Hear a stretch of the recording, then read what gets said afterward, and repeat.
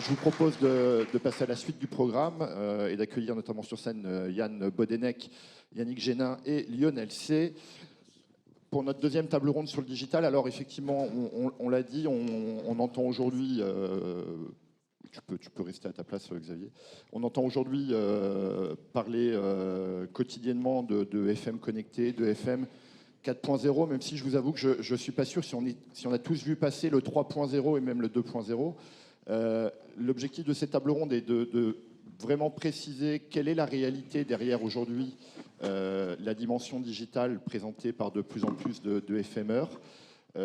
Donc de quoi on parle, et puis une question évidemment fondamentale, pourquoi faire in fine? Et on va essayer de passer un peu de temps justement à la question de l'objectif aujourd'hui du déploiement de technologies digitales, de systèmes d'information, avec une question que je pose d'ores et déjà. Est-ce que ce déploiement de ces technologies consiste demain à effectivement préparer le passage à une démarche servicielle du FM, ou est-ce que finalement c'est une promesse d'économie supplémentaire pour flexibiliser encore davantage les prestations? Voilà. Alors, cher Xavier Baron qui a disparu, qui a décidé de... Il arrive dans 2 minutes. Il arrive dans 2 minutes. Voilà. Alors, je vous présente nos 3 intervenants supplémentaires. Yann Bodenec, vous êtes directeur technique chez Veolia. Alors, je ne le dis pas avec l'accent anglais, Industrie Globale Solutions. Voilà, excusez-moi. Bienvenue. Yannick Génin, directeur en charge du démarrage des contrats en Île-de-France pour Engie Cofeli. Bienvenue à vous également. Et puis, enfin, Lionel C. Atalian, vous êtes directeur régional Paris-Île-de-France Nord. Voilà. Alors, je vais vous poser une première question finalement qui s'adresse à tous les 3, mais on met beaucoup de termes derrière le digital. On nous parle à la fois d'applicatifs sur les smartphones, on nous parle d'objets connectés, de capteurs, d'algorithmes, de prédictifs. Est-ce que le FM va faire demain du prédictif? Est-ce que le FM va faire du machine learning? Bref, d'intelligence artificielle. Peut-être dans un premier temps, Yann Bodenec, vous pouvez peut-être nous préciser aujourd'hui quelle est la réalité du digital, quelle est finalement la stratégie digitale d'un FMR sur le marché français, en tout cas. Bonjour à tous. La table ronde de tout à l'heure, il y avait 2 points qui étaient très importants. Le premier, c'est est-ce qu'on a besoin d'un nouveau modèle? Sachant que le modèle actuel, comme le disait Renaud, et on est bien loin de l'avoir encore complètement éprouvé. Et le deuxième, est-ce que faire de la performance économique, c'est obligatoirement notre premier sujet? Sans investissement, ça devient compliqué. Donc, chez Veolia, on a 4 axes aujourd'hui, 4 objectifs. Le premier, c'est de mesurer, c'était le terme qui a été utilisé tout à l'heure, de mesurer des choses non encore mesurées. Je ne parle pas de GTB, de GTC, il y a des capteurs qui existent pour tout ce qui est tertiaire, tout ce qui est industriel. Je parle de mesurer l'humain. La satisfaction client, on en a parlé tout à l'heure, ça c'est un des premiers sujets pour moi. Alors le CPMI a proposé 3 types de clients dans une des analyses pour les nouveaux modèles, les nouveaux indicateurs qui pourraient être utilisés. Il y a 3 clients, il y a la gouvernance globale du contrat, il y a les prescripteurs et les usagers. Moi, ce qui m'intéresse, quand on parle de digital, c'est d'aller chercher, de mesurer, non pas la satisfaction de prescripteurs ou de la gouvernance, mais des usagers, le service qui a été rendu. Et mesurer cette satisfaction au plus près de là où le service est rendu. On viendra tout à l'heure sur les solutions, comment on le fait. Deuxième sujet, c'est évidemment de mesurer notre propre performance en tant que FMR, là où le service a été aussi rendu, et non pas simplement des outils de reporting type GMAO, portail client ou autre, avec des grandes statistiques. Le troisième point, c'est de récupérer le besoin là où le service doit être rendu. Ça, c'est extrêmement important. Il y a plein de solutions qui existent pour récupérer un besoin client aujourd'hui, mais on veut faire le plus simple possible et les besoins les plus récurrents, habituels. Et le quatrième point, c'est ça c'est extrêmement important et c'est bien plus difficile à faire, c'est de modéliser les habitudes du client par des systèmes de capteurs, des systèmes intelligents. On évoquera le sujet tout à l'heure.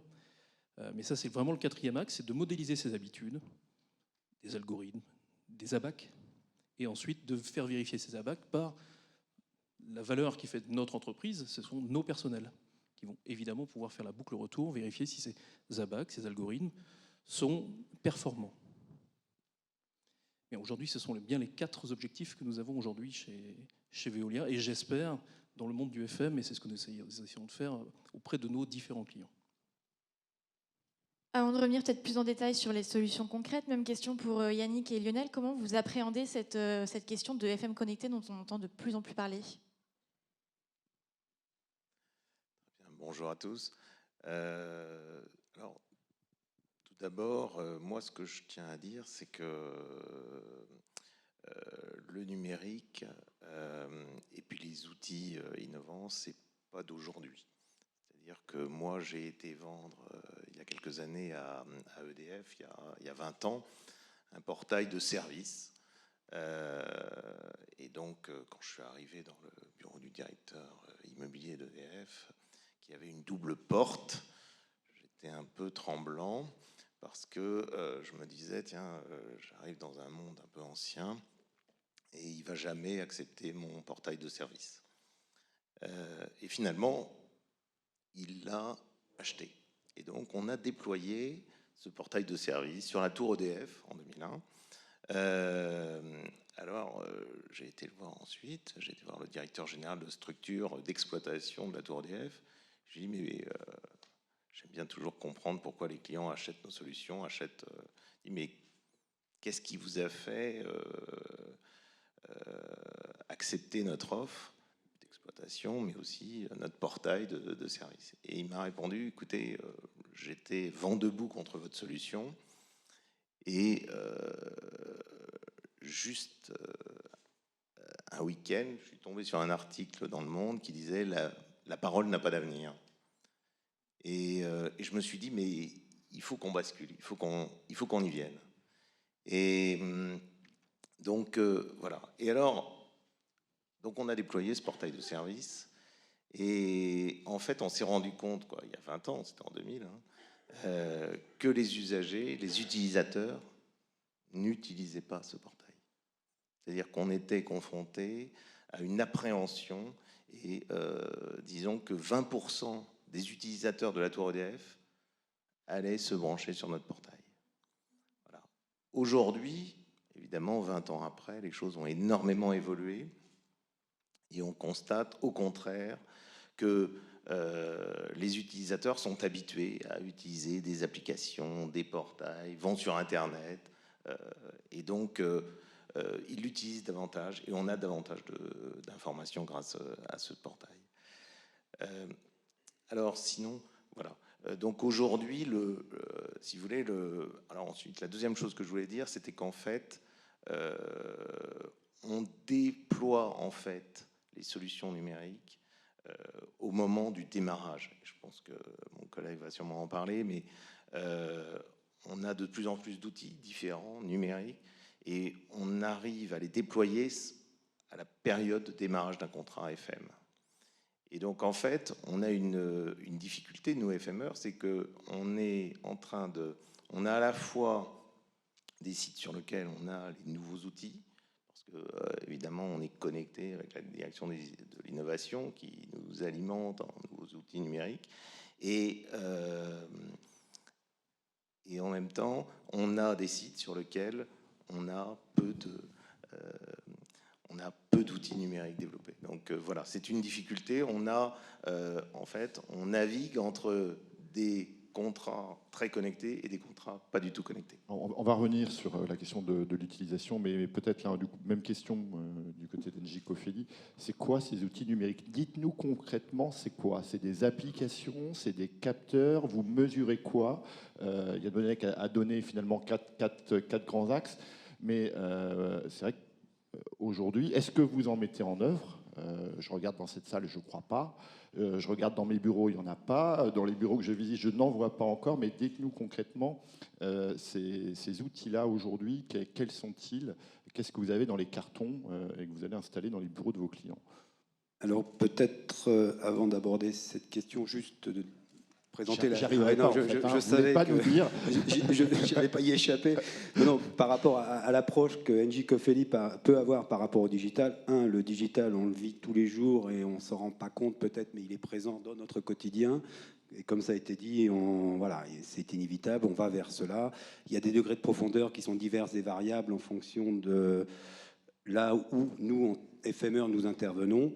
On ne sera jamais à la solution maximaliste ou optimale partout, mais globalement, c'est une direction asymptotique inévitable parce qu'elle fait partie de l'évolution du monde dans lequel on vit aujourd'hui, et le FM n'y échappera pas et sera peut-être dans certains cas pourvoyeur de solutions nouvelles. Nous, NJ Cofeli, l'approche qu'on a par rapport au digital, c'est d'adapter le digital doit nous permettre d'adapter le service aux besoins et aux usages réels de nos clients et de nos usagers. C'est-à-dire que c'est pour essayer d'être synthétique, pour ne pas répéter ce qui a été dit et ce qui était juste, c'est d'obtenir les bonnes informations pour, adapter notre service à la réalité des besoins, intervenir là où c'est nécessaire pour rendre le service le plus proche possible de nos usagers et de notre client et le service le plus efficace. Donc ça passe par de la collecte d'informations. L'IoT est un outil, mais il y en a d'autres. Ça passe par une infrastructure SI assez lourde qui permet d'analyser ces données et surtout de les retranscrire en service opérationnel. C'est-à-dire, c'est bien d'avoir un certain nombre d'informations, c'est bien de pouvoir les utiliser pour concrètement modifier le service ou la manière dont on va l'organiser. Donc il y a ce passage de la traduction de l'information au service et à l'évolution du service, pour le rendre, encore une fois, au plus proche des besoins réels. Donc c'est sur quoi on travaille. Donc les structures SI nous aident beaucoup. On parle d'intelligence artificielle, mais je pense que dans certains cas, c'est des choses qui existent déjà, alors peut-être pas toujours en France, mais à l'étranger sûrement, et donc bientôt en France, où des systèmes apprenants nous apporteront un regard plus précis sur ce qui est attendu et ce qui doit être fait.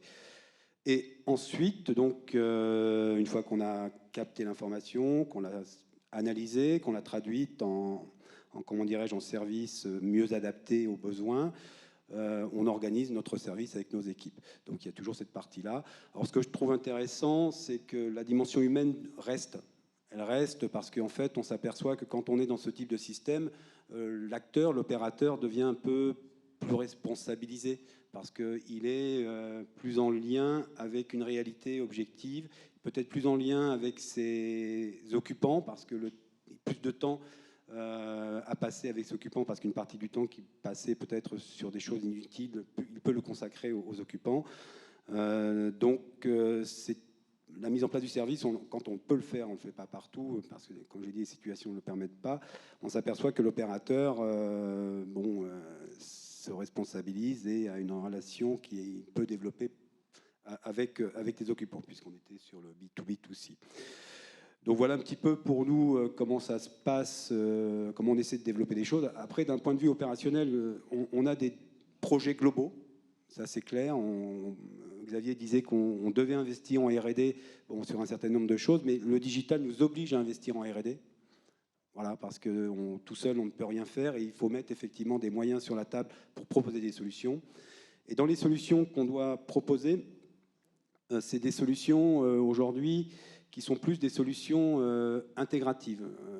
Je veux dire par là qu'on a du digital donc à l'usage du bâtiment, ça existe. Bon, je vais citer juste le BIM, qui va permettre de mieux piloter un bâtiment. On a du digital à l'usage des énergies, ça existe aussi. Et NJ Cofeli développe des systèmes qui permettent de monitorer et d'ajuster les outils de production et donc des consommations énergétiques pour les rendre les plus faibles possibles.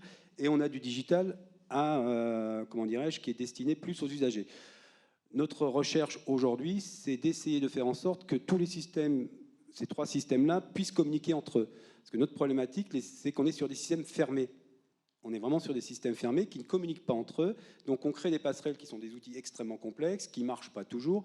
Donc comment dirais-je, un des axes de notre développement, avec des entreprises spécialisées dans le domaine avec lesquelles on travaille, c'est de réussir de faire en sorte d'avoir une approche systémique sur l'ensemble en fait, des points que j'ai évoqués tout à l'heure, pour faire en sorte qu'on ait, comme le disait Xavier, au niveau du FM, par le digital, réussi l'intégration. Mais ça passe bien évidemment par réussir à décloisonner les systèmes, à les faire se communiquer entre eux, et qu'une information qui est bâtimentaire, à un moment donné, puisse être transmise à un opérateur de service qui va l'utiliser et qui va la traduire en service, on va dire, amélioré.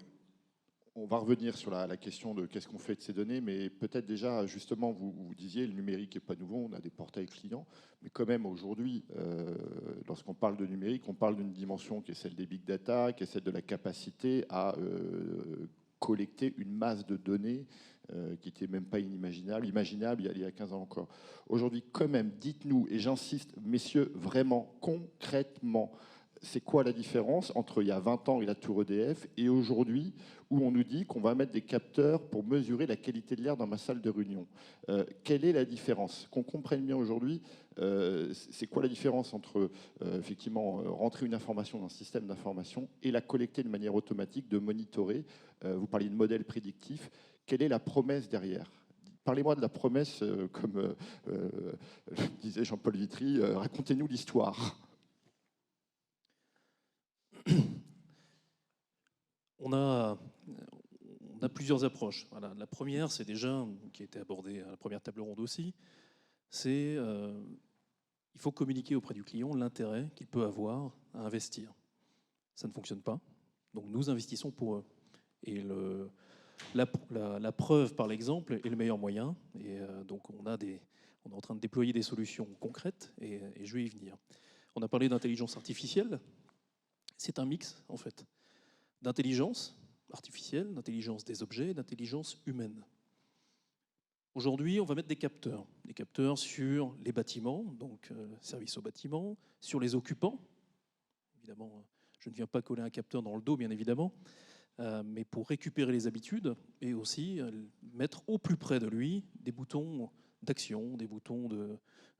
vous avez tous vu dans les sanitaires, dans les aéroports, est-ce que vous êtes content de la satisfaction ou pas? C'est un début d'IoT, de satisfaction de l'usager, au niveau de la personne à qui on rend le service.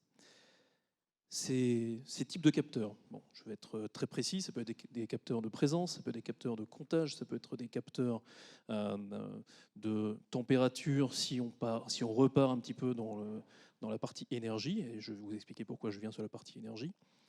On va mettre de l'intelligence dans les objets, on va mettre de l'intelligence dans la surcouche qui est le edge, qui est que les objets discutent déjà entre eux sans avoir besoin de passer dans un système cloud. Et ensuite, on a l'intelligence dans le cloud. Le but, c'est pas non plus de manger l'intégralité de la bande passante avec l'ensemble des datas que nous avons. Déjà, des petits écosystèmes, c'est le terme qui a été utilisé tout à l'heure, peuvent fonctionner ensemble. Ces datas-là, on les remonte. Donc, quand on parle d'IoT, aujourd'hui, un IoT serviciel, c'est pas comme de la GTB ou la GTC. La GTB, il y a des capteurs et des actionneurs.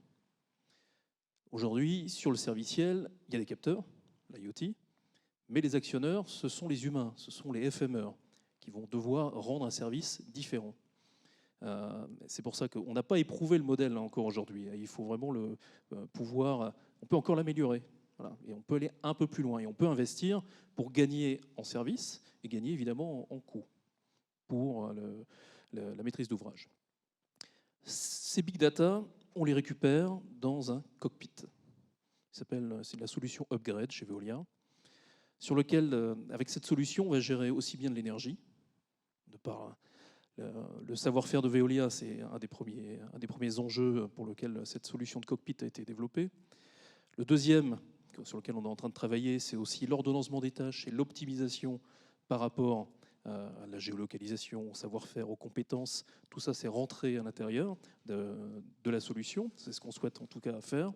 Et le dernier, j'arrive sur l'IoT, c'est de modéliser avec des sociétés qui nous aident, qui sont en avance aujourd'hui, qui proposent des solutions, des capteurs, des boutons d'action, des un environnement complet pour pouvoir récupérer les 4 axes, les 4 objectifs dont j'ai parlé tout à l'heure. Cette big data est ensuite analysée par les sociétés partenaires. On travaille, je vais être très précis, avec la société Zèbre aujourd'hui. Il y aura des algorithmes, il y aura des ABAC. Alors, plus simplement que des algorithmes, parce que les algorithmes, c'est long à monter. J'ai précisé tout à l'heure qu'une fois qu'on les a précisés, tout ça, ça passe au cockpit Upgrade, donc qui gère bien l'intégralité des services que nous donnons à nos donneurs d'ordre. Et il y a une couche d'intelligence supplémentaire humaine qui vont optimiser les prestations pour passer, je vous donne un exemple très précis, le nettoyage. Exemple très simple. Nettoyer du propre, ça ne nous intéresse pas spécialement. Les fréquentiels de passage, on est dans l'obligation de moyens et non plus l'obligation de résultat. L'obligation de résultat, moi, ce qui m'intéresse, c'est quand j'arrive dans une salle de réunion, que je sois chez mon client ou chez moi-même, que la salle soit propre. Et modéliser les habitudes d'utilisation d'une salle de réunion avec des capteurs, sans fil, amovibles, reconfigurables. C'est tout l'intérêt, parce qu'évidemment, investir, c'est bien, mais le but, c'est pas de mettre des capteurs partout, c'est de mettre un environnement de capteurs qui peut être déplacé et qui peut être replacé peut-être au bout d'un an pour vérifier que les algorithmes et vérifier que les ABAC que nous avions définis sont bons et ont bien été modélisés correctement l'utilisation de la salle. Et on adapte évidemment nos prestations de services de nettoyage, non plus du fréquentiel basique et un peu archaïque, à une référence à l'usage réel qui est fait la salle de réunion.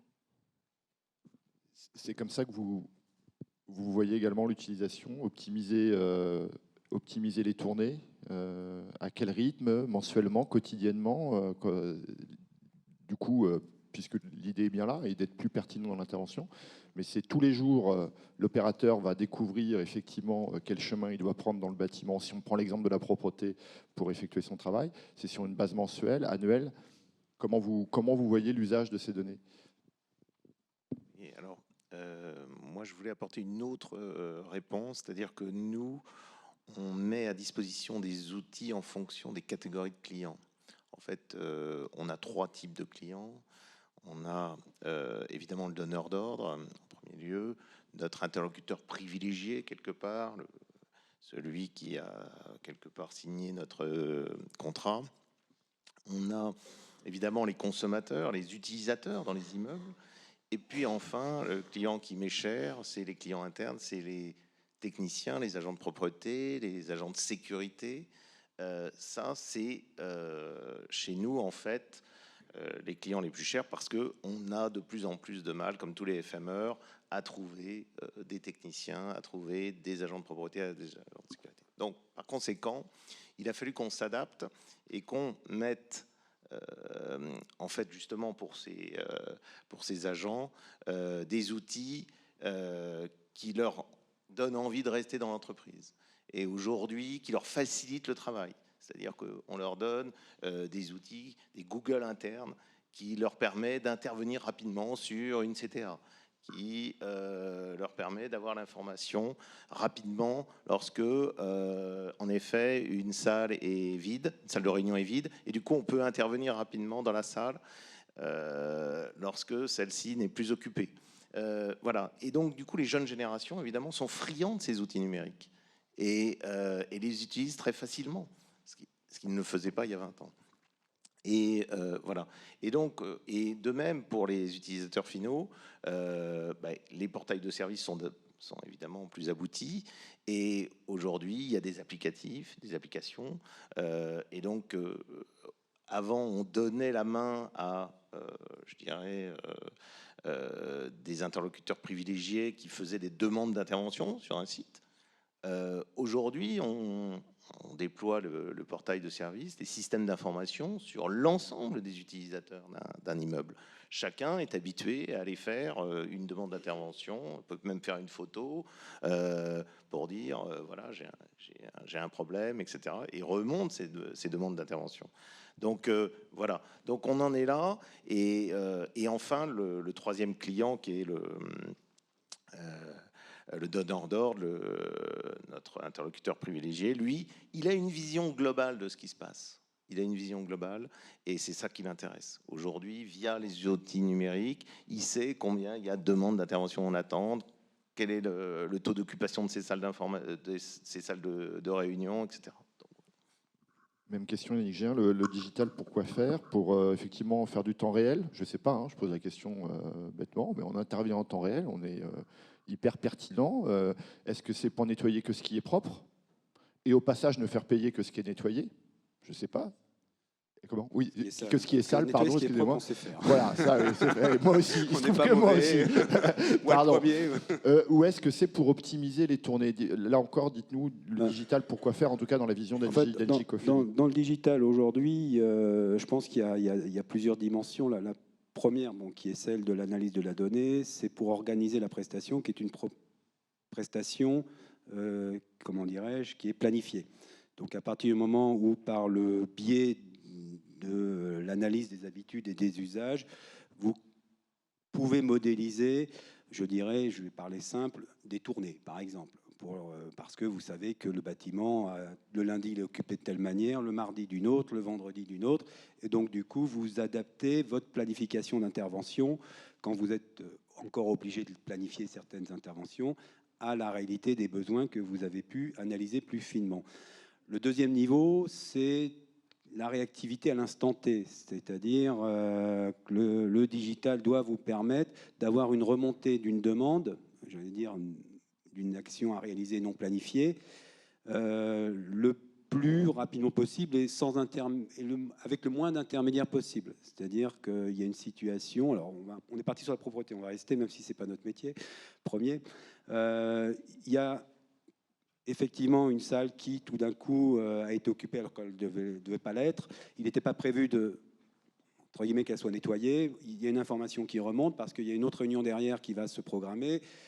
Comment cette information-là remonte de manière à ce que les opérateurs puissent venir tout de suite la prendre en charge. Idem si, par exemple, vous avez un nombre d'entrées de salariés plus important que prévu sur un jour donné, vous avez l'information, elle arrive dans votre bureau, et là, à partir de là, par rapport à ce que vous avez planifié, vous constatez qu'il va falloir modifier votre intervention du jour parce que la situation l'oblige. Donc il y a à la fois l'aide à la planification par l'analyse de la donnée, et puis la possibilité d'avoir une information pertinente à un instant T assez rapidement pour pouvoir intervenir et soit sur une installation technique, soit sur une installation, sur un acte de service X ou Y.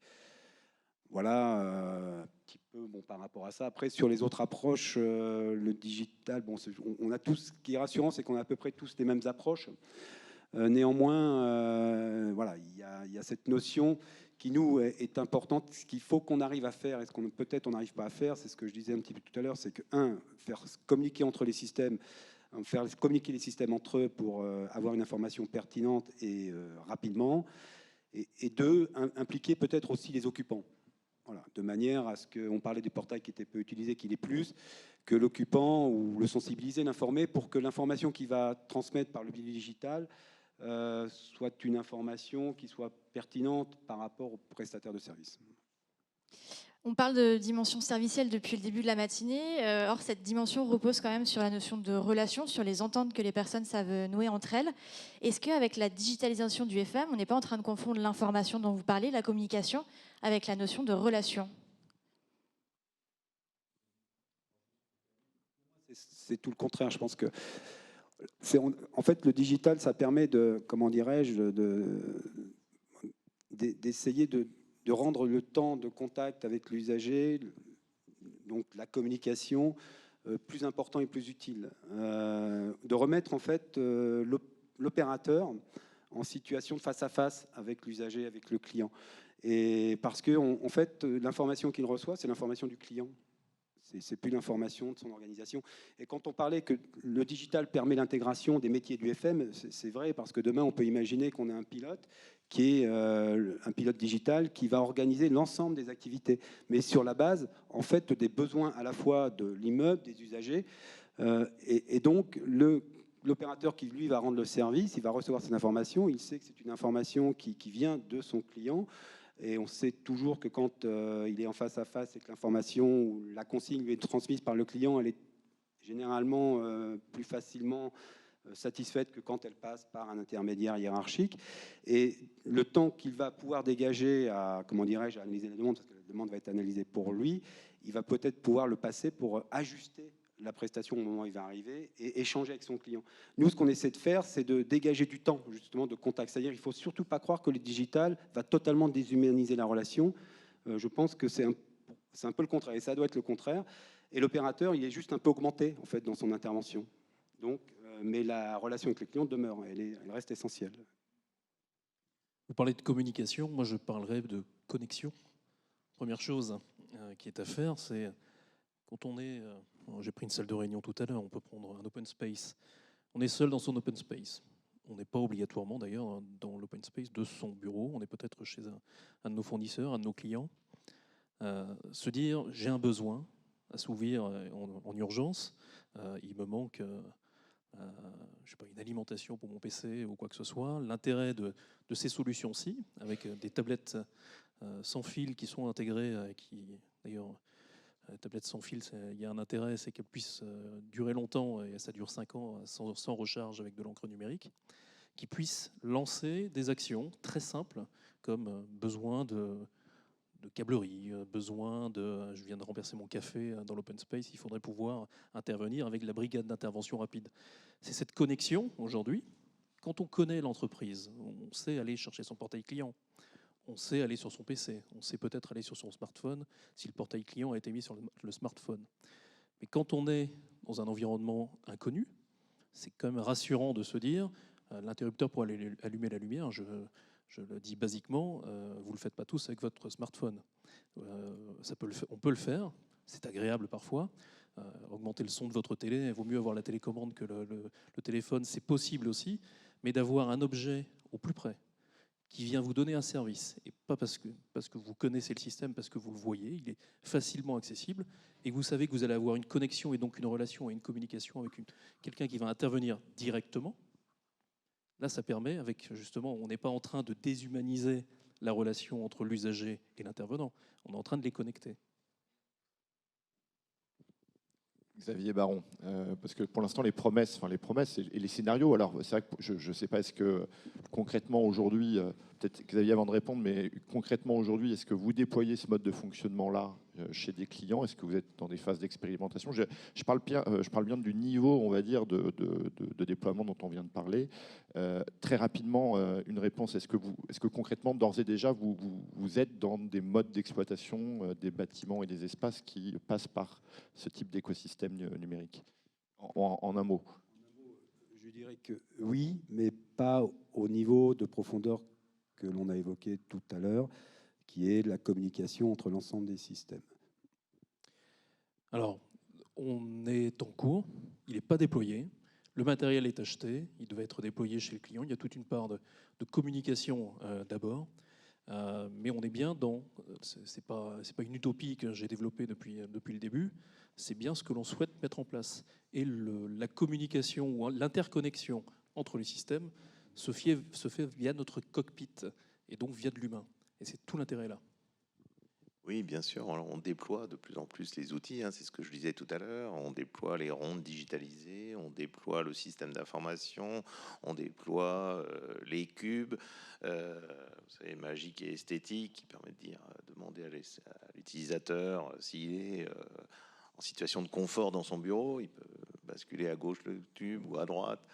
On a déployé un certain nombre d'outils, nous, chez Atalian, systématiquement, voilà, donc adaptés justement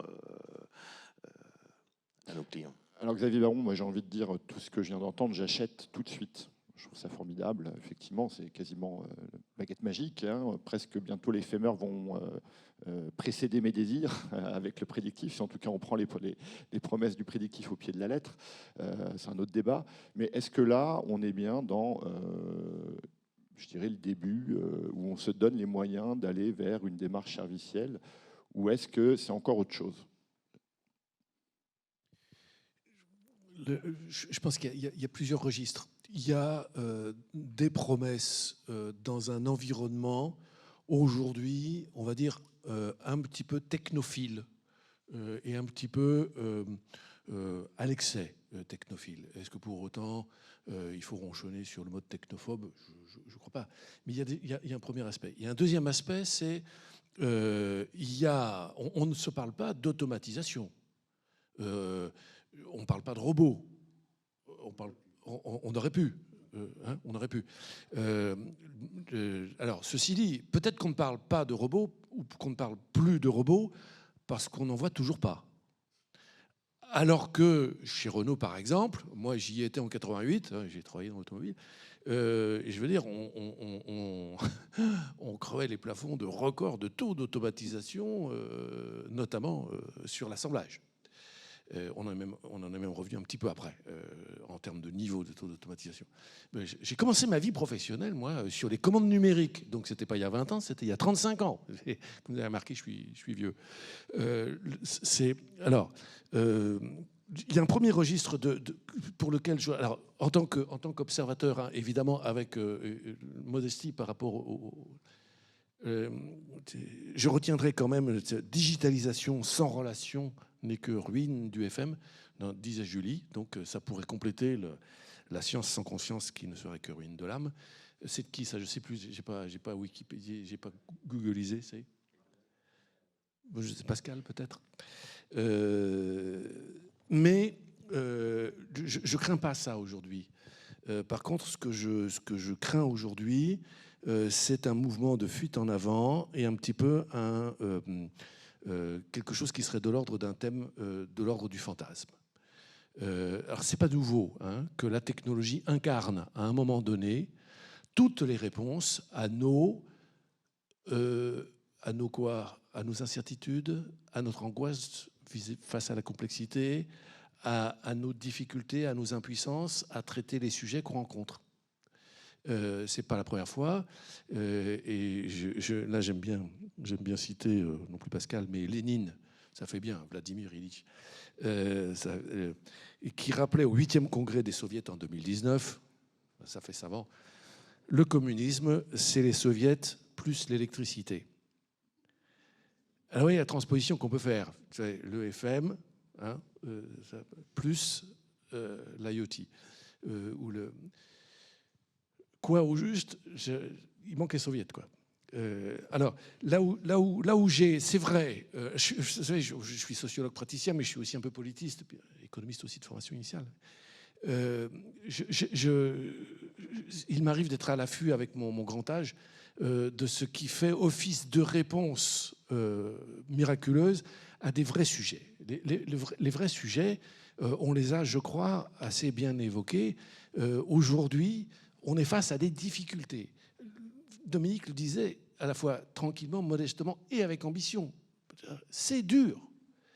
Et ce que je crains, c'est que face à ce c'est dur et ça va être long, vous savez, c'est au Churchillien, je vous promets des larmes et du sang, on a envie de se tourner vers des tribunes, vers des lieux, vers des promesses qui disent « vous inquiétez pas, demain on rase gratis ».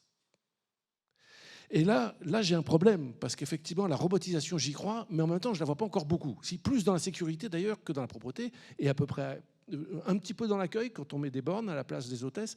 Mais on s'aperçoit que la borne n'a pas tout à fait quand même le même service, ne rend pas le même service que l'hôtesse.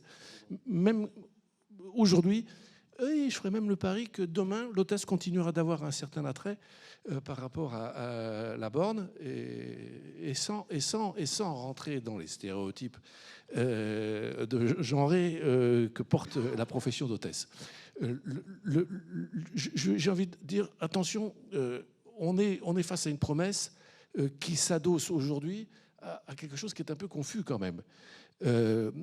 Vous rajoutez la promesse d'un monde meilleur par la technologie avec de la start-upite aiguë, et vous concluez que l'important, c'est de recueillir des informations, c'est de traiter des informations, mais pour en faire quoi? Il ne faut pas se tromper. Enfin, je veux dire, les spécialistes de l'IA, les spécialistes de l'IoT, vous savent très très bien. Ce que je vais rappeler ici, c'est la donnée, c'est ce qu'on obtient du capteur. La donnée, ça va être par exemple la température. Où il y a quelqu'un ou il n'y a pas quelqu'un. Oui, mais ce n'est pas une information. Pour que la température commence à vous donner un renseignement, il faut que ça devienne une information. Certes, vous avez besoin de la donnée pour construire l'information. la température, mais la température ne vous dit pas si c'est chaud ou si c'est froid. Elle vous dit c'est 14. Mais si c'est 14 dehors, c'est pas la même chose que si c'est 14 à l'intérieur. Enfin, si c'est en hiver, si c'est en été, il faut passer de la donnée à l'information. Et pour que la donnée devienne information, il faut qu'elle soit construite dans un contexte, dans un référentiel. Ça ne suffit pas.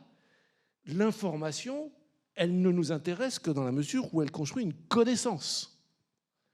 Et là, on commence à se poser la question de ce qu'on va en faire. La connaissance qui est alimentée par l'information, elle exige d'être travaillée, consolidée. Et là, il faut répondre à la question, par exemple, de savoir si 18, c'est suffisant ou pas. C'est suffisant à quel âge? C'est suffisant dans quel contexte? C'est suffisant sous quelle latitude? C'est suffisant avec quel type de personnes concernées par cet environnement à 19 degrés, y compris le coût en relation de ces 19 degrés. Et c'est là où, effectivement, la donnée est une richesse, mais pas en soi, à condition d'être capable de transformer en information, de transformer l'information en connaissance et d'organiser ces connaissances dans des savoirs de métier, dans des savoirs scientifiques. Alors, bien sûr, de ce point de vue-là, la donnée, moi, je suis preneur. Sauf que j'aimerais mieux qu'elle soit construite après que nous ayons décliné, à partir de connaissances métiers, ce que nous cherchons à connaître, savoir, et donc recueillir des informations en fonction de nos besoins de connaissances, lesquelles informations seront construites par des données. OK. Simplement, là, on met la charrue avant les bœufs. C'est qu'on me parle de données avant de m'expliquer ce qu'on va en faire. Alors, un petit indice. Pour l'instant... Vous avez le temps de réfléchir à vos réponses, je n'entends parce qu'il va falloir répondre. J'entends parler de robots globalement dans le nettoyage, mais je ne les vois toujours pas. J'entends parler de capteurs essentiellement pour deux usages. C'est la salle de réunion d'une part, et d'autre part, les toilettes masculines prioritairement. C'est-à-dire en fonction du nombre d'entrées, vous déclenchez l'intervention d'urgence. Chez les hommes, c'est plusieurs fois par jour. C'est ce que tout le monde nous explique. Et je pense que c'est une réalité. Et quand bien même cet exemple m'est toujours régulièrement proposé, quand bien même aujourd'hui, je n'ai pas encore rencontré un seul site où il y a effectivement ces capteurs de présence. Alors, dans certaines salles de réunion, oui, mais pas exploitées. Et à l'entrée des toilettes, hommes, même pas. Enfin, je n'ai pas encore rencontré. Mais on m'explique que grâce aux capteurs qu'on va mettre dans les LED, on peut. Aujourd'hui, on est beaucoup dans un discours, c'est on peut, on pourrait. Vous savez, c'est le sketch de Francis Blanche. Pouvez-vous dire, oui, il peut, bravo, il peut. Ça peut, mais c'est quoi la question? Et là-dessus, bon, voilà. Bon. Il y a beaucoup de choses qui ont été dites. Vous avez eu le temps de la question de ne pas confondre information et connaissance. Ça me semble être un élément que je retiens important. Et puis quand même une question, je l'ai posée à plusieurs reprises, mais je pense que dans le public aussi, c'est peut-être encore une difficulté auprès des personnes à qui ce message est adressé, la question du pourquoi faire. Et ça peut-être, voilà, si vous pouvez réagir, notamment en commentaire de Xavier Baron, mais en tout cas revenir sur la question des scénarios, c'est-à-dire la place de l'œuvrant. Ce qu'on l'a dit, servicialisation, c'est aussi une affaire d'intelligence au travail. Où est l'intelligence au travail quand on imagine monitorer, capter, modéliser? Est-ce qu'on parle bien d'intelligence artificielle, mais où est l'intelligence au travail? Comment on valorise la pertinence située? Toute connaissance est une connaissance située. Un agent de propreté, il met son corps dans la relation au travail. Et le corps, c'est pas rien. C'est aussi ce qui va permettre de développer une connaissance située. Donnez-nous à la fois les scénarios de dialogue avec les œuvrants. Expliquez-nous, peut-être encore préciser encore pourquoi faire in fine. Et moi, j'aurais une question aussi, c'est qui paye ça? C'est-à-dire quand même, pour revenir à la question de départ, si c'est pas pour faire des économies, parce qu'à un moment, il va falloir payer ces capteurs. Est-ce que c'est avec des économies qu'on va financer l'installation de ces capteurs et de ces algorithmes et d'ailleurs de toutes les compétences qu'on peut imaginer pour développer ces systèmes d'information? Alors, ça tombe bien, j'ai répondu déjà à pas mal de questions qui viennent d'être reposées. la big data. Les data, c'est formidable, mais justement, j'ai expliqué ce qu'on en faisait. Des ABAC, des algorithmes, et de l'analyse par nos sachants pour être sûr que toutes ces datas collectées, on va pouvoir les transformer en actions tangibles. Alors, je vais pouvoir répondre à votre question, à laquelle j'ai déjà un petit peu répondu au tout début. Le but, c'est d'optimiser les prestations de services. Alors, on parle beaucoup de salles de réunion et de sanitaires, d'open space. C'est normal, ce sont les lieux publics, entre guillemets, dans l'entreprise. J'espère que vous ne pensez pas qu'on va mettre des capteurs dans chacun des bureaux, vu le prix que peuvent coûter les capteurs. Le but, c'est d'apporter, c'est Pareto, un maximum de services pour 80% des usagers, avec 20% d'investissement. En tant que FMeur, on est prêt à investir sur la solution parce qu'on est convaincu, pour avoir vu la solution fonctionner, donc l'utopie n'en est pas une, vu que ça fonctionne chez certains clients. On va investir sur des différents types de capteurs, tout ce qu'il faut pour remonter la data. Mais je base vraiment mon sujet sur le serviciel, parce que c'est ce qui existe le moins aujourd'hui. J'ai beau participer à des présentations de nouveaux capteurs et autres qui mesurent bien mieux que ceux d'avant, mais la température de 14 degrés, avec 5 chiffres derrière la virgule, elle est toujours à 14 degrés. Et pour répondre à la question, est-ce que 14 c'est bon ou c'est pas bien, là on a des service level agreement, des cahiers des charges précis avec nos clients qui nous donnent un niveau de service. Donc le niveau de service, si je suis dessous, je sais que c'est suffisamment, que c'est trop froid. Après, il y a une appréciation humaine. En tout cas, j'ai un contrat et je le respecte. Et ça me permet de le faire. Le sujet, c'est une fois que j'ai modélisé, je peux adapter mes prestations. Si j'adapte mes prestations, je peux faire de la productivité. Si je fais de la productivité, je réduis les coûts côté client. Et je fais comme ce qu'on a fait avec les protocoles IPMVP sur les énergies. Je trouve quels sont les facteurs d'influence les plus marquants. Avec ces facteurs d'influence, je vais agir sur ce qui a le plus de valeur. Et quand j'agis sur ce qui a le plus de valeur, c'est ce qui a le plus de gains. Et vis-à-vis de mes clients, c'est là que j'arrive à m'auto-financer sur une partie des gains. Et comme ce sont des gains récurrents, évidemment, l'intégralité des gains, une fois que mon financement de cette IoT a été fait, et encore, je le précise, je parle bien d'IoT non qui est sans fil, pour qu'il puisse être déplaçable et reconfigurable. C'est tout l'intérêt de la solution que nous avons avec la société Zèbre. C'est d'investir peu, de pouvoir mailler l'intégralité du site. Certes, ce n'est pas super rapide, parce qu'il faut bien déplacer les capteurs, les reconfigurer, mais j'arrive à avoir un modèle prédictif sur l'ensemble et à adapter mes prestations. Et une fois que j'ai rentabilisé mon investissement de départ, l'intégralité des gains sont pour le client. Parce que nous sommes sur du récurrent. Oui, moi, ce que je voulais dire par rapport à ça, très concrètement, si vous voulez, nous, ça nous permet d'améliorer la qualité de service.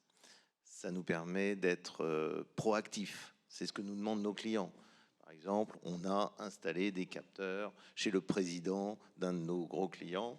Et donc, lorsque la température de son bureau est en dessous de 19 degrés, ben, on n'attend pas que son assistante nous appelle pour intervenir dans le bureau. Non, mais c'est la réalité. J'ai un autre exemple, c'est que lorsque on installe aussi aujourd'hui des capteurs, pas seulement dans les bureaux, on installe aussi des capteurs dans les locaux techniques. Pourquoi ? Parce que lorsque la température d'un local TGBT monte trop, ben, on préfère intervenir dès qu'on est prévenu pour éviter qu'ils se mettent à flamber. Donc, vous voyez, et donc justement, ces outils, nous on utilise Smart Confort, en fait, envoie des notifications. Et donc, du coup, envoie des notifications, et je reviens aux différents clients, envoie une notification aux techniciens, envoie une notification aussi à notre donneur d'ordre. C'est-à-dire qu'il sait que le bureau, la température du bureau de son président, elle fait 27, 28, 29 degrés. Donc, il est prévenu, mais nous aussi, et donc on agit en conséquence. Donc moi, je ne vais pas répéter ce qui a été dit, mais parce que j'y adhère totalement, parce que c'est effectivement, la donnée n'a de sens que si elle permet de mieux satisfaire le besoin et la demande du client et de l'utilisateur. Donc, on oriente nos analyses de données vers cela. Après, peut-être que j'interviendrai plus en complément sur la dimension, parce que là aujourd'hui, Engie Coffelli mène une expérimentation ou est en recherche-développement sur justement sur le digital serviciel, et on en est encore au stade là de la recherche-développement, mais je préciserai juste l'approche qu'on essaie d'avoir sur ce développement de digitalisation du service. C'est évidemment l'IoT, c'est développer une infrastructure IT qu'on n'a pas toujours, c'est définir les bons algorithmes pour, comme le disait Xavier, faire en sorte que la donnée soit traitée utilement. Et derrière, et là où il a évoqué la notion de robot, c'est quelle réponse servicielle on apporte. Donc il y a à la fois la robotique, donc on réfléchit aussi sur des solutions robotiques, parce que parfois elle est une alternative plus satisfaisante que l'opérateur. Je parle à certains moments de la journée, par exemple, ou dans certaines situations plus difficiles pour des opérateurs d'intervenir. Donc il y a forcément une réponse robotique, et il y a aussi une réponse un petit peu d'opérateurs augmentés, ce sur quoi on travaille, c'est-à-dire, OK, on sait là où il faut aller, ce qu'il faut faire, quand, à quelle heure, mais il faut qu'on donne toutes les informations nécessaires à notre opérateur pour qu'il intervienne de manière efficace. Ce qui n'est pas toujours le cas dans un immeuble où on peut intervenir sans trop savoir ce qu'on a à faire ou sans avoir soit le bon équipement, la bonne demande ou le bon outil. Donc on est aussi sur ce travail de faire en sorte que l'opérateur, on utilise la notion d'opérateur augmenté, lui aussi bénéficie de cet effet digital et puisse intervenir avec toutes les informations dont il aura besoin pour intervenir. Donc voilà. Donc on a bien compris, et je partage la position de Xavier sur le fait qu'il ne faut pas partir sur du technicisme pur, sans finalité. Bien évidemment, en tant qu'opérateur, c'est toujours la finalité qui nous guide. Donc voilà. La technique n'est qu'un outil. On va passer aux questions-réponses. On a 5 minutes. Merci. Alors il y a 3 mains levées, 4, oh là, oui, 5. Bon, alors pareil, même consigne s'il vous plaît. Je me permets des réponses courtes, des questions courtes. Et on essaiera d'y répondre le plus efficacement possible. Bonjour, Alexandra Commandac, donc directrice immobilier et services généraux du PMU. J'ai 2 questions très simples, très courtes, qui amènent des réponses très concrètes. Première question, qu'est-ce que vous avez prévu, vous, en tant que FMeur, pour accompagner vos collaborateurs sur la digitalisation et qu'ils sachent utiliser en province, partout dans le monde, les outils, les tablettes qui font qu'ils nous remontent des informations pertinentes et fiables? Parce qu'aujourd'hui, on se rend bien compte qu'il y a plein d'outils, mais des informations qui remontent qui ne sont pas forcément exactes et exhaustives, ce qui fait que ça fausse les KPI de pilotage des contrats. Et la deuxième question, donc première question, qu'est-ce que vous avez prévu pour les accompagner dans cette transformation et cette prise en compte des outils? Et la deuxième question, très concrètement, comment aujourd'hui faites-vous à travers vos outils pour tout ce qui est maintenance préventive, par exemple parce que la photo de la grille d'aération toute sale qui est jamais prise ou qui est celle du mois d'avant, etc. Qu'est-ce que vous avez prévu pour ça très concrètement? Parce que c'est ça qui nous intéresse, nous, c'est la performance économique et de pilotage de nos bâtiments. Bon, écoutez, je vais essayer de vous répondre, madame. Écoutez, alors très concrètement, moi, mon sujet, c'est de mettre au plan de formation, au plan de développement de mes collaborateurs, des formations ad hoc. Et notamment, il y a une ligne auquel je pense, c'est les objets connectés. Évidemment, depuis maintenant 2-3 ans, on essaye de former nos collègues et nos collaborateurs à ces nouveaux outils. Voilà, ça c'est la première réponse. Et sinon, sur la maintenance préventive, écoutez, là aussi, nos techniciens sont habitués à réagir, à faire des demandes sans même que les clients les fassent. Là, vous parlez d'un cas particulier. C'est l'outil que l'on met dans les mains de l'intervenant. Vous parlez de tablettes. Vous, ce qui vous intéresse, c'est savoir est-ce que la GMAO a été suffisamment correctement renseignée, est-ce que les inventaires ont été bien faits, est-ce que les maintenances préventives sont suffisamment documentées, peut-être la bonne photo. Bon, à savoir qu'en fonction des environnements dans lesquels on travaille, les tablettes ne sont pas tout le temps admises. Dès qu'on travaille dans des environnements plus complexes, avec de la cyberdéfense ou autre, donc la tablette n'est pas une une fin en soi. Néanmoins, c'est simple d'utiliser un outil simple.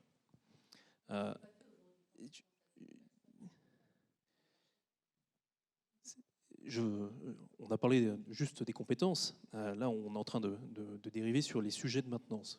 Je pourrais en parler des heures, comme des autres sujets d'ailleurs. C'est pour ça qu'on m'a dit de parler moins longtemps. Ces sujets sont très importants, mais la tablette n'est pas une fin en soi. Une maintenance préventive peut être bien faite, comme des années elle a pu être faite. Et pourtant, je suis geek de passion. J'aimerais bien avoir une tablette pour tous mes opérateurs. Le papier fonctionne aussi très bien. Tout l'intérêt, c'est que l'opérateur comprenne qu'est-ce qu'il doit récupérer comme data. Et ce n'est pas parce qu'il aura une tablette ou une feuille qu'il va mieux récupérer la data et mieux me renseigner ma GMAO pour que la maintenance préventive soit plus judicieuse. L'intérêt de la digitaliser, donc là je vous rejoins, c'est de pouvoir faire des modèles prédictifs, de faire de la maintenance conditionnelle aussi, avec les capteurs qui peuvent être installés. Le sujet était très orienté serviciel, là on est très orienté maintenance. On pourra en discuter d'ailleurs à la pause, si vous le souhaitez. Qui est dans et on a des solutions 2 minutes. Qui est dans 2 minutes. Du coup, je vous interromps parce qu'on va essayer. On pourra en parler tout à l'heure. Voilà, mais on va essayer de prendre encore une ou deux questions avant de. Bonjour. Comme Pinchard de Zèbre, j'ai particulièrement apprécié ce qu'a dit Monsieur Baron sur cette promesse digitale, si elle reste au niveau des objets, quelle est finalement la finalité? Est-ce que ce n'est pas une chimère? Et je pense que la réponse à cette interrogation est dans la première partie que l'on a vue tout à l'heure. C'est qu'en fait, la finalité, on en est bien sur deux mots qui n'ont pas été vraiment prononcés là. Les business models du Facility Management de demain. Comment est-ce que le Facility Management devient un opérateur orchestrateur d'écosystème et en quoi ces IoT, et je rejoins ce qu'a dit Yann, ce n'est pas une finalité d'avoir une tablette. Il faut évidemment qu'elle soit simple, mais pour quoi faire? Et les réponses sont à chercher à un niveau stratégique, à mon avis, et de décloisonnement de ce système dans lequel est enfermé aujourd'hui le monde du FM pour les raisons qui ont été citées dans la première conférence. Et donc du coup, je vous invite quand même à voir l'approche qu'ont les GAFA, qui sont aujourd'hui des entreprises qu'on peut sûrement critiquer par certains aspects, mais qui montrent quand même la direction vers laquelle va et qui sont créatrices aujourd'hui d'énormément de valeur. Google Home qui s'installe chez nous, personne ne vous a appris comment ça marche. On sait immédiatement l'utiliser. Donc aujourd'hui, c'est pareil, c'est pas tant l'IoT en tant que tel, de façon générale qu'il faut voir, mais c'est l'approche derrière ça. Donc comment fait-on des objets que l'on peut utiliser sans avoir besoin de les apprendre?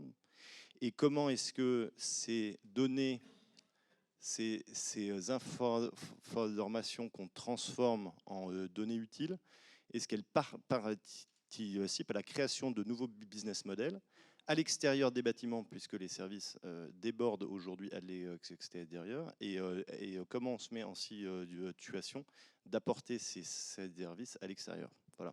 Donc les deux conférences, pour moi, sont extrêmement complémentaires. Il y a plusieurs questions dans votre intervention. Je ne sais pas si on pourra y répondre tous. Voilà. Je vais être très rapide avant que Xavier réponde. Je pense qu'il y a, sur la notion de la simplification des outils, et ça rejoint un petit peu la question de Madame, bien évidemment, il faut que ça soit simple. Et nous, on a récemment développé des outils qui sont utilisés par une partie de nos opérateurs. La première remarque qu'on a eue, eux, pour vous dire à quel point, dans quel sens on va, ils nous ont dit « Oh, c'est trop simple, ça va pouvoir être utilisé par tout le monde ». Donc eux ont un peu peur de se dire « Merde, j'étais le seul à pouvoir le faire, maintenant ça peut être utilisé par tout le monde, est-ce que mon métier va continuer à exister demain ?» Donc on est vraiment dans cette recherche de simplification à l'extrême, comme le fait de toute façon le digital, c'est-à-dire on est sur des menus plats, on est sur des choses simples, et pour que ça soit utilisé, il faut que ça soit très très très simple. La deuxième question sur l'environnement, évidemment le FM, nous, quand on l'aborde avec certains clients, notamment certains sièges sociaux, c'est qu'on ne parle plus de bâtiments, forcément, on parle de situation de travail. Et dans la situation de travail, il y a la mobilité, il y a la connectivité. Donc on ne répond plus forcément à une demande liée à un bâtiment, mais on répond à une demande liée à une performance. Et la performance, elle s'exerce dans certains lieux, dans certaines conditions. Donc il y a des solutions derrière qui sont proposées avec les clients, parce que là on est vraiment dans une phase de co-construction où on a bien intégré le fait que aujourd'hui, le FM déborde forcément du bâtiment, puisque la situation de travail, aujourd'hui, elle est aussi à l'extérieur du bâtiment. Et qu'on doit apporter des solutions, parce que le but étant de toujours être d'être connecté aussi avec, quelque part, son environnement de travail. Xavier, tu voulais réagir en une minute? Oui, d'abord peut-être pour dire très simplement, je suis tout à fait en faveur des nouvelles technologies, de l'informatique et des capteurs. Je crois qu'un des avenirs de l'exploitation, c'est le BIM, mais c'est un avenir plutôt à un horizon décennal que pour demain matin. Je crois évidemment à la GMAO, je crois évidemment à la GTB, interconnectée, évidemment. Évidemment, ce dont on se parle ici, derrière la notion de FM 4.0, donc c'est pas de la GTB, c'est pas de la GMAO connectée, c'est même pas sous forme de BIM, d'exploitation, hein, j'en parle bien. Moi, je suis pour la multiplication des robots qui prennent en charge tous les travaux pénibles, dans les horaires mal foutus, dans des postures, et pour traiter en particulier de ce qui concerne le sale. C'est-à-dire, évidemment qu'il faut continuer de travailler là-dessus. Je dis simplement que j'en vois pas beaucoup. Et pour le coup, les GAFA, je crois qu'ils sont une vraie menace pour Renault, mais pas tout de suite pour Samsic. Voilà, je ne sais pas, ou pour Atalian. Parce que effectivement, j'ai simplement le souci ou une conviction de constater que la production de valeur, elle passe par le travail. Autrement dit, le potentiel de création de valeur, il est dans le potentiel du porteur de ce travail. Et certes, mettons des capteurs dans les LED, mais pourquoi ne pas poser la question à la femme de ménage? Pourquoi ne pas poser la question à l'hôtesse d'accueil? Ce sont des capteurs d'une intelligence remarquable, dotés de milliards de connexions dans des cerveaux autonomes biologiques. Il y a un truc qui me fascine. On veut mettre des capteurs pour savoir si la salle de réunion est occupée ou pas. Mais je travaille, je suis sur le terrain. Hein, et qu'est-ce qu'on me dit? On me dit, le factotum, qu'est-ce qu'il fait? Il fait 13 km par jour, le factotum. 13 km par jour. Je veux dire, 13 km, pour faire 13 km, il faut quand même y passer 3 heures, hein, en marchant bien. Et en plus, il monte les escaliers, il attend l'ascenseur. C'est son application Apple, hein, qui lui dit combien il a fait de pas dans la journée. Bon. Il n'y a pas besoin pour ça d'IoT. Les 13 km. Et moi, ce qui me fait mal, c'est que pendant qu'il a fait ces 13 km, on ne lui pose pas la question de ce qu'il a vu, de ce qu'il comprend, de ce qu'il a perçu, de ce qu'il aurait pu faire, mais qui n'était pas dans son cahier des charges, qui n'était pas dans son SLA, qui n'était pas dans son métier, qui n'était pas dans sa convention collective. Vous voyez, et c'est là où je me dis, le modèle économique dont on se parle, c'est celui, effectivement, d'un accroissement de valeur. Un accroissement de valeur, c'est-à-dire un accroissement d'une capacité d'intervention, quel que soit le métier, pour faire quelque chose d'utile. Or, cette utilité très spécifique, toujours située, toujours contextualisée, elle est à la portée de l'intelligence tout à fait incarnée de nos opérateurs, de vos œuvrants. Et donc, si investissement il y a, me semble-t-il, à faire, c'est dans une capacité accrue des œuvrants à dire « chef, là, ça va pas ».